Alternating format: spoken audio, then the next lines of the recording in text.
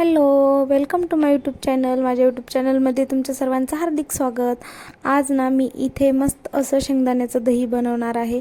इथे नाही कोणत्या गाईच्या दुधाचा वापर केलेला आहे, नाही म्हशीच्या दुधाचा वापर केलेला आहे. एकदम विगन कड आहे, पीनट कड आहे आणि स्वस्त घरी 10 रुपयाच्या आतमध्ये तुम्हाला हे दही बनवून तयार होईल. एकदम घट्ट आणि हे बघा कसलं मस्त अशा प्रकारचं दही मी तुम्हाला दाखवणार आहे. चला तर मग रेसिपीला स्टार्ट करूया. इथे ना मी एक काचेचं बाउल घेतलेला आहे आणि एक छोटासा ग्लास घेतलेला आहे स्टीलचा. त्याच्यामध्ये शेंगदाणे टाकायचं, तेवढं एक ग्लास भरून शेंगदाणे घ्यायचं आणि नंतर त्याला स्वच्छ धुवायचं पाण्याने, 2-3 वेळेस स्वच्छ धुवून घ्यायचं आणि नंतर थोडंसं पाणी टाकायचं आणि रात्रभर भिजत घालायला ठेवायचं किंवा तुम्ही 2-3 तासासाठी पण भिजू घालू शकता. मी इथे सकाळीच भिजू घातले होते शेंगदाणे, कारण रात्री दही करता येते आणि रात्रभर सेट होते दही, म्हणून मी सकाळीच भिजू घातले होते.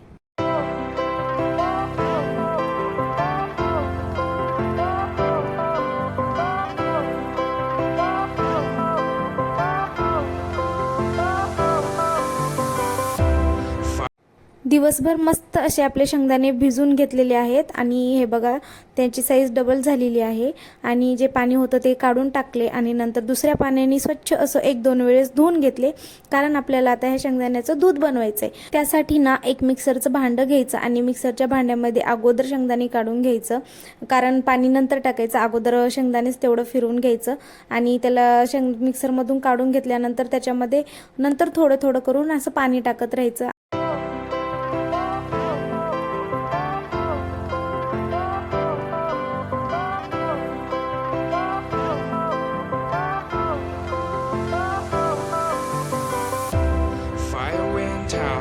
Lights went down when you feel lost in your shadow.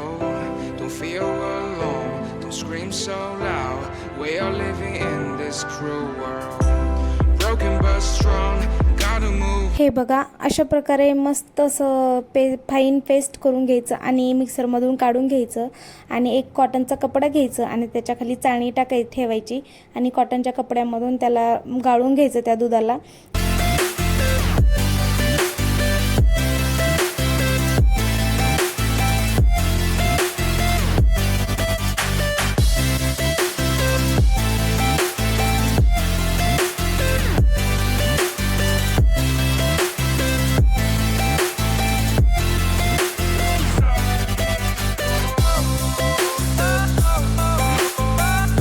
हे बघा मस्त असं घट्ट दूध तयार झालेलं आहे आणि आणखी राहिलेला ते चोथा असतो ना शेंगदाण्याचा राहिलेला, नंतर आणखी एकदा त्याला मिक्सरमधून काढून घ्यायचं आहे, कारण त्याच्यामध्ये आणखी थोडंसं डबल घेतलं ना आणखी थोडंसं दूध निघतं, म्हणून त्याला डबल मिक्सरमधून काढून घ्यायचं आणि त्याला आणखी कपड्यामध्ये टाकून कॉटनच्या आणि दूध गाळून घ्यायचं त्याच्यातून दूध. आणि हे बघा मस्त असं दूध तयार झालेलं आहे.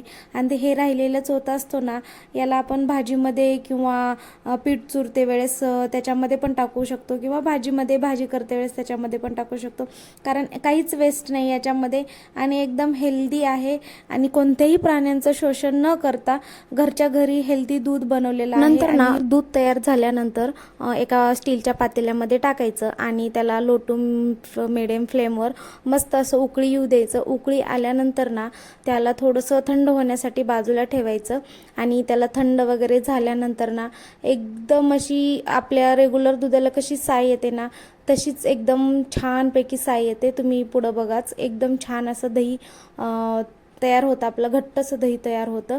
हे बघा कसल्या भारी साय जमलेली आहे. वर रेग्युलर दुधाला जशी साय येते ना तशीच आलेली आहे साय. आणि दूध एकदम थंडगार नाही करायचं, आपलं बोट मध्ये बुडवल्यानंतर आपल्याला त्रास नाही होणार अशा प्रकारे कोमट असं दूध ठेवायचं.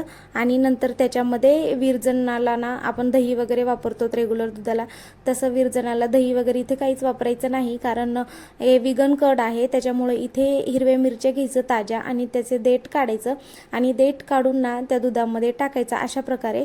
आणि नंतर 1-2 हिरव्या मिरच्या तोडून मध्ये टाकायचं, कारण त्याचं काही हे लागत नाही आपल्याला, तिखट वगैरे मिरच्या असतात पण दह्यामध्ये काही टेस्ट वगैरे तशी काही येत नाही. आपलं रेग्युलर दही लागतं ना, अगदी तशाच प्रकारे दही लागतं. आणि याला ना गरम अशा ठिकाणी ना 10-12 तासासाठी सेट होण्यासाठी ठेवायचं.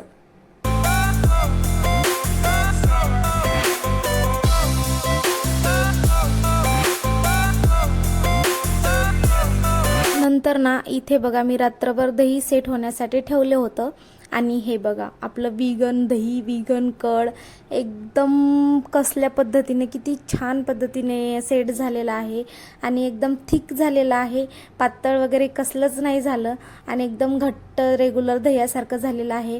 याची टेस्ट थोडी फार शेंगदाणे जसं खातोत ना तशी येते, पण ट्रस्ट मी खरंच खूप छान दही आहे।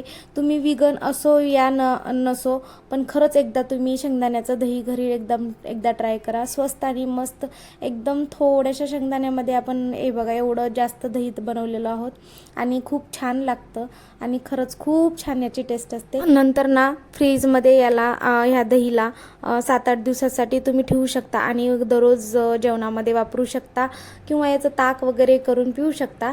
आणि अशा प्रकारे हे आपली पीनट कर्डची रेसिपी आहे आणि रेसिपी आवडली असेल तर नक्की शेअर करा, फॉलो करा, सबस्क्राईब करा आणि लाईक करा। चला भेटूया नेक्स्ट व्हिडिओमध्ये, तोपर्यंत बाय।